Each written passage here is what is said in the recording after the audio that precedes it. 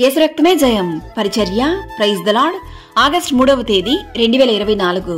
ఈరోజు దేవుని వాక్యము, నీ పితరులకు స్వాధీనపరిచిన దేశమున నీ దేవుడైన యెహోవా నిన్ను చేర్చును, నీవు దాని స్వాధీనపరచుకొందువు. ఆయన నీకు మేలు చేసి నీ పితరుల కంటే నిన్ను విస్తరింపజేయును. ద్వితీయోపదేశకాండము 30వ అధ్యాయం 5వ వాక్యము. అవును క్రీస్తునందు ప్రియులారా, నీ ముందర నడుచువాడు యెహోవా, ఆయన నీకు తోడయుండును. ఆయన నిన్ను విడువడు, నిన్ను ఎడబాయడు. భయపడకుము. నీవు దేవుని యందు విశ్వాసముంచినట్లయితే నీ దేవుడైన యెహోవా చెరలోని మిమ్మును తిరిగి రప్పించును.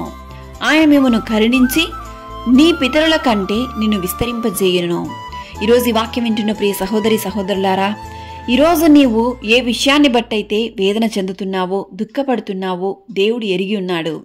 నీ చుట్టూ ఉన్న మనుషులు పైరూపాన్ని చూస్తారు, కానీ దేవుడు నీ హృదయ అంతరంగాన్ని ఎరిగి ఉన్నాడు. కావున నీవు దేనిని బట్టి కలత చెందకు. దేవుని సన్నిధిలో విశ్వాసంతో నమ్మకంతో ప్రార్థించుము.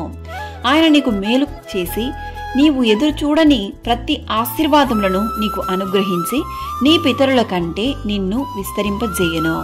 నీవు స్వాధీనపరుచుకున్నట్లు నీ దేవుడైన యెహోవా నీకు స్వాస్థ్యముగా ఇచ్చుచున్న దేశములో యెహోవా నిన్ను నిశ్చయముగా ఆశీర్వదించునుగాక. ఆమేన్. God bless you.